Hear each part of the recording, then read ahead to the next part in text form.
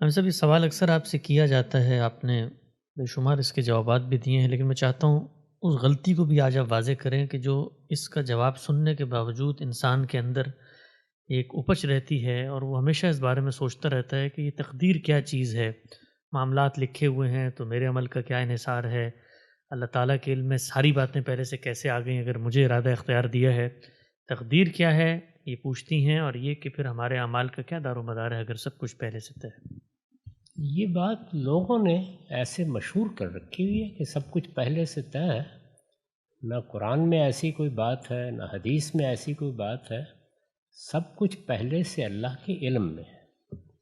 اللہ تعالیٰ نے ہمیں پیدا کیا ہے، وہ ہمارا خالق ہے۔ وہ حال کا بھی علم رکھتا ہے، مستقبل کا بھی علم رکھتا ہے۔ اگر اس کے علم میں کوئی نقص ہوتا تو یہ اتنی بڑی کائنات چل نہیں سکتی تھی۔ اس لیے وہ ہر چیز کا علم رکھتا ہے، ماضی، حال، مستقبل سب کو احاطہ کیے ہوئے ہے۔ اس کو قرآن نے بیان کیا ہے، اور یہاں تک بیان کیا ہے کہ ما تسقط من ورقۃ الا یعلمھا، ایک پتا بھی اگر کہیں گرتا ہے یا ایک دانہ بھی اگر کسی چٹان میں ہے تو اللہ کے علم میں ہوتا ہے۔ تو یہ علم الہی کا بیان ہے۔ اس کا اس سے کوئی تعلق نہیں ہے کہ آپ کو کسی چیز کا پابند کر دیا گیا ہے۔ انسان کو ارادہ اور اختیار دیا گیا ہے۔ اس ارادے اور اختیار کو ہم اپنی ذاتی زندگی میں شب و روز تجربہ کرتے ہیں۔ ہمیں معلوم ہے کہ ہم ارادہ بھی رکھتے ہیں، اختیار بھی رکھتے ہیں۔ اس ارادے اور اختیار پر ہم زندگی کے تمام معاملات میں فیصلے کرتے ہیں۔ اسی کی بنیاد پر ہمارا حکومتوں کا نظم چلتا ہے۔ اسی کی بنیاد پر دنیا میں جنگ و جدال تک برپا ہو جاتی ہے۔ کوئی کسی کو یہ عذر پیش کرنے کی اجازت نہیں دیتا کہ قتل کر کے آ جاؤ اور کہو کہ میں تو مجبور تھا۔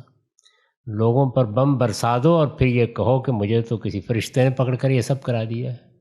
تو ہم اپنے ارادے سے بھی واقف ہیں، اپنے اختیار سے بھی واقف ہیں۔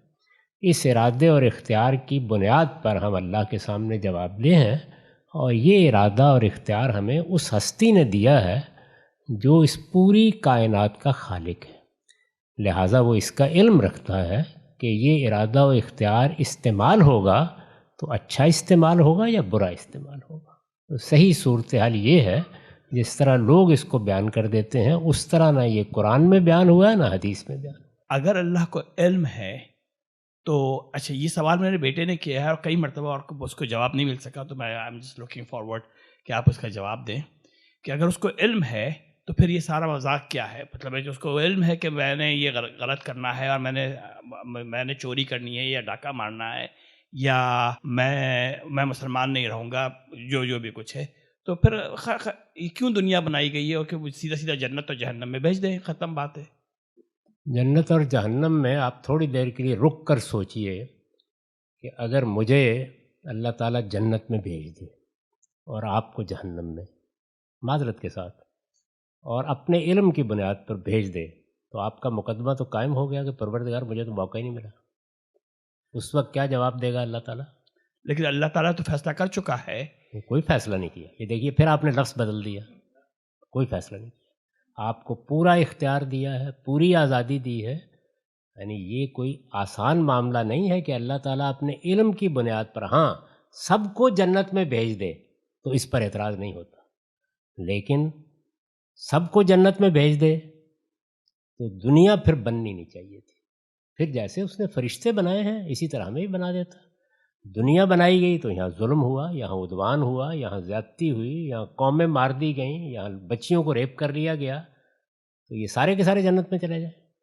تو اس لیے یہ اللہ کا علم لازماً ہونا چاہیے، لیکن اللہ نے ہمیں اپنے علم کا پابند نہیں کیا، ہمیں آزادی دی ہے، اختیار دیا ہے، اور اس کے لیے کسی فلسفے کی ضرورت نہیں۔ اپنے اندر جھانک کے دیکھیے کیا آپ کے پاس اختیار ہے، بس اس کے لیے آپ جواب دیں۔ جب نتیجہ اتنا غیر معمولی نکلنا ہے تو اس کو علم کی بنیاد پر نہیں رکھا جا سکتا۔ لوگوں کو موقع، اللہ تعالیٰ تو کہتے ہیں کہ جس کی عمر کم ہو اور وہ وفات پا جائے اس کو بھی رعایت دوں گا، اس لیے کہ اس کو موقع نہیں ملا، مہلت نہیں ملی۔